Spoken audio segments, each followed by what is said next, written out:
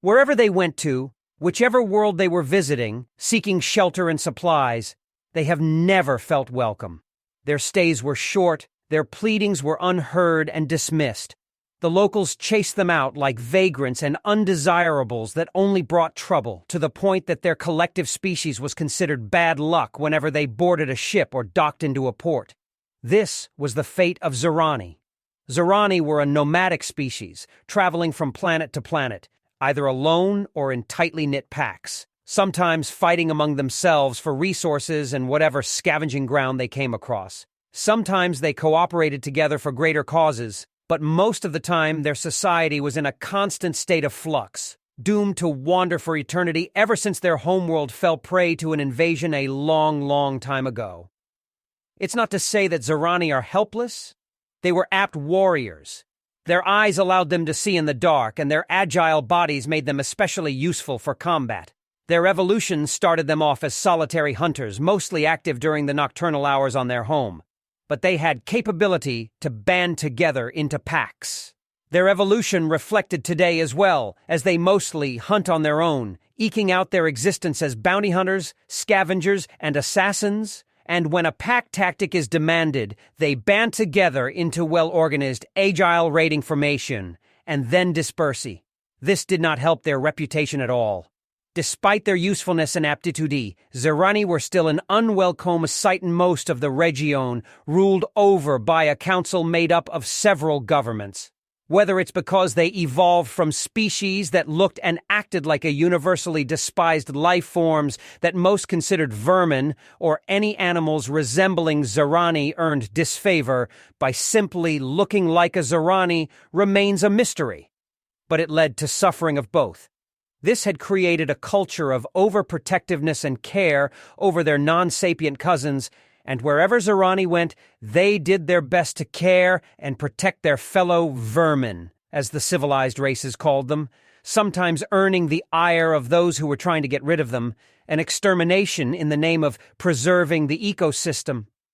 Some Zarani even made their own personal crusade, developing a concept of seeking out non-sapient creatures that were known as Zaranoids in the council space, a name uttered with scorn. When once such a ship met a violent reaction to them illegally landing on a frontier world to obtain food, it had to run. It had been chased out of the council space, surrounded by border patrol ships on all sides. In the heat of the pursuit, with their fates uncertain, the captain of the pack ship had to make a call to ensure the survival of the entire crew and their non-sapient wards, to go beyond the familiarity of council space into the dark unknown. A feat very few dared to do. Leaving everything they knew behind, the scorn and disdain, the crew went into unexplored space. Traveling for weeks in the dark void, they were considering turning back, but something awoke in them. Curiosity for what lies beyond. Just when the crew considered turning back, something pulled them forward again, and they wandered and kept on wandering for months. All they knew about it from stories is that a different breed of life existed out there, a new species. But nobody has ever seen it.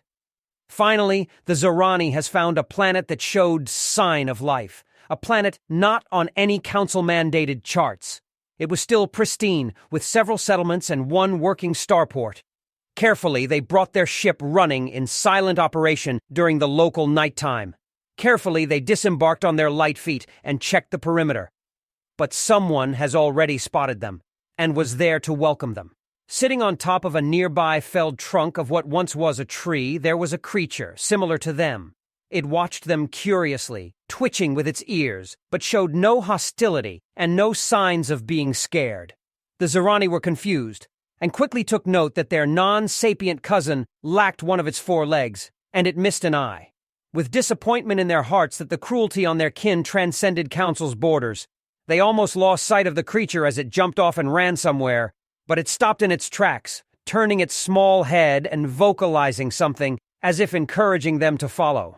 The starving, displaced Zarani followed their new guide, which expertly led them through a pleasant meadow toward a nearby dwelling. It was a quiet place, with a pleasant garden and several smaller trees around it. When more of their kin got alerted about new guests, they found themselves being greeted with various vocalizations, and soon the light in the abode flicked on, illuminating the area. In that moment, the Zarani didn't know it, but they found a home, a respite from a life of wandering as strays. The Zarani found themselves face to face with two primates, guests on this pristine world, who looked just as equally confused. The Zarani couldn't read their script, but the letters above clearly stated for those who could read them. Tom's and Mary's Cat Rescue Shelter. The Zarani had discovered humanity, and thus it was no wonder when months passed and news of a warm home spread among the Zarani ships, when video footages of these small Zarani-like creatures playing and sleeping next to humans and their offsprings in the comfort of their homes began circulating among disparate pack ships that grew tired of wandering. It was no wonder when young Zarani spoke of mystical cities, such as one that humans called Istanbul, as if it was the promised land where their kin were living happily among the primates. When the human scientists took great care to nurture the xenofelines that Zarani saved from extinction, and when more Zarani ships entered human space, the UN declared the Operation Forever Home, a concept no Zarani knew before. And so when human space was invaded by massive behemoth vessels from the Council to civilize them, the much smaller Zarani ships stood the line with the humans, letting out a collective hiss before their ships fearlessly pounced forward. Story 2. When the Mother Earth Fought with Us. We remember that day like it happened yesterday, when the most of major news outlets began speaking of unidentified objects appearing in the solar system. We were filled with both joy and dread. Joy because we were not alone, and dread because we were not alone. I remember when, as a child, I looked up to the sky and for the first time feeling uncertainty, a creeping doubt that no reassuring words from my mother could dispel. For the first time, I felt like there was something deeper, more meaningful awakening in me. And later, after those years, many of my peers admitted the same thing, but none of us really talked about it.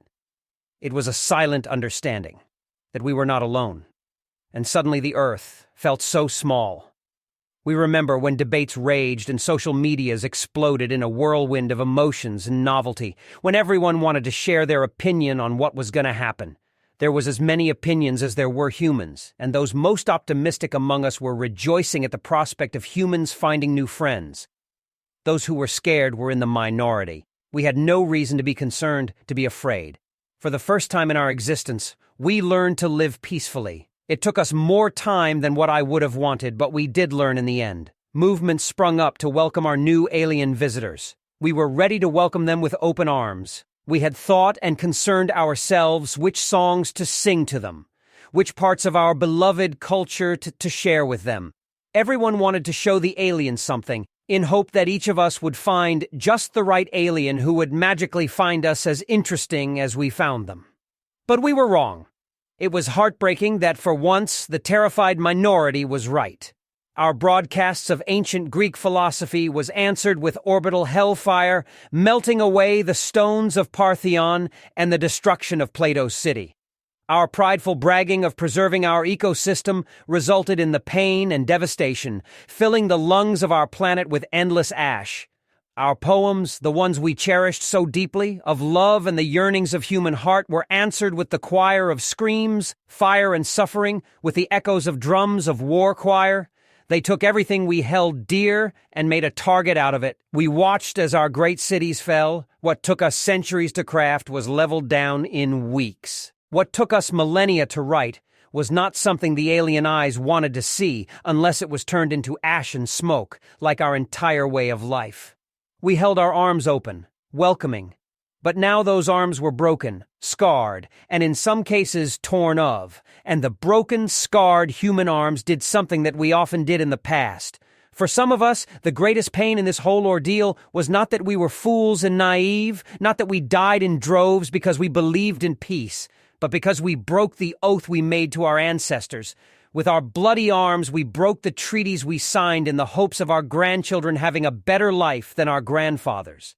The human arms, which once held a bouquet of flowers, now bleeding and scarred, took up a gun. It hurt, not the pain they inflicted to us, but that we had to betray our own ideals that cost death of untold millions over our history. It hurt us, that we were the gardeners of our beautiful world, forced to pick up a blade to defend our roses and lilies when we did not want to. The visitors might have burned our cities and established their control over what was left of it and those unable to escape. But there were those of us who retreated into the deserts and forests. They gave chase to us, into towns and villages, but we stood our ground and burned it ourselves if we could not. The more books they burned, the more monuments they razed, the more we remembered and cherished them. The intruders could not explain it to their superiors. We died on the fields with pictures of our landmarks. We died in the cities, clutching the pages of our favorite books, underlining the words that touched our soul. They were shocked when our insurgency leaders studied the histories of our great generals. They were not aware that while we had Plato and Eiffel Tower, we also had Sun Tzu and Napoleon. That while our great cities were home of artists, it was also home of warriors and soldiers. But their biggest mistake was that in their attempt to uproot us from our planet, they did not know that all life fought just as hard as we did. They destroyed our communication networks, but we had pigeons who bravely flew from one outpost to another, even under gunfire, bringing critical information. They destroyed the factories and machinery we built, but we rode from the steppes on our horses like our ancestors, disrupting their supply networks and stealing vital technology. Our ancient canine companions, which hunted with us and gave us love, now fought with us, alerted us, tracked our enemies down for us. They burned our stores and fields, but our companions gave us milk and wool to keep us fed and warm. Our mother fought with her children. Our relationship was not always the greatest, but she fought with us, and how she did. The trees blessed us with cover as we watched them from the darkness. The rain washed away our tracks as we fled to safety of our havens. The snow protected our men as they sniped at enemy leaders. We knew our mother and her wrath well. They did not. We knew how to fight with her blessing. They did not. From the dunes of Sahara, we emerged as the ghosts in the whirlwind of sand, wreaking havoc. When they fought back, we lured them to the cold embrace of Siberia, letting our mother give them her deadly kiss with frozen lips. When the lungs of our world, Amazonia, burned, we sailed down the river. We were the heartache in our mother's chest, the heartache that became revenge. We were in the trees, in the ground, and in the jungles, on the mountains and in the deserts, in the seas. Our mother fought with us, washing the intruders with tsunamis, bringing the rage with her hurricanes and thunder, with endless cold of her merciless heart and burning heat of her hatred. We knew her wrath well, and that's how we timed our attacks. The intruders learned quickly. They could subdue us one by one when we're scared, disunited in the comfort of our own tribes. But when we fought as one, under the guidance of our Mother Earth, and not only humans, but all of her children together, from the smallest bacteria wreaking havoc among their ranks, to the elephants in the Indian campaign charging at their machinery, we were unbeatable. When we took back the first of one of our greatest cities, we found out the truth. They broke our welcoming arms because they never knew what a friend's embrace was. They burned down Plato's city because they never had a philosopher of their own, or they simply forgot them. When we crawled among the ruins of our churches and temples, we fought because in our human hearts we held dear something that may or may not have existed. They had no such thing. When we fought the ruins of burned libraries, we realized that our stories of heroism and sacrifice were hated because their stories were only of obedience and exploitation. When they melted the Statue of Liberty, we realized they had no such beautiful value they would raise a statue to. When we hunted them down the concert halls, they retreated as our troops sang the songs that our hearts wrote for our beloved. They had no beloved waiting for them at home. When we retook our hospitals, we found them with supplies intact because they did not have it in their hearts to care and nurture for their fellow beings. When we found some of them in the streets, forgotten by their own, protecting our heritage and art, and waiting for our return, we stopped. When we found their discarded reciting our poems, we listened. when the leader of the outcasts held out an old piece of paper from the ruins of UNHQ which spoke of the sacred right of peace on this planet, we understood. We took our factories back, we began to learn. When we built our first ships, reverse engineering their secrets from our executioners, we began to think. Our leaders of insurgent cells came together in the ruins of a grandiose building in what once was New York. The building once more housed leaders from all the Earth's continents, now more united than ever. The peace-loving peoples of Earth began healing their broken arms, but some lessons could not be forgotten. The arms healed, but became stronger than before. And now we stand vigilant on board our new armada, with one last glance behind our shoulders as the bravest of our world steer our course to a world that knows no songs but the drums of war. No architecture but dark factories full of pain and suffering, which instead of toys and cars built only weapons of destruction. To a world where no word is written but the gospel of conquest. A world exploited as their mother weeps as her wayward children exploit and torture her. We are the humans, the children of Mother Earth. Our cargo holds are full with weapons and artillery, but also building plans, our songs and art.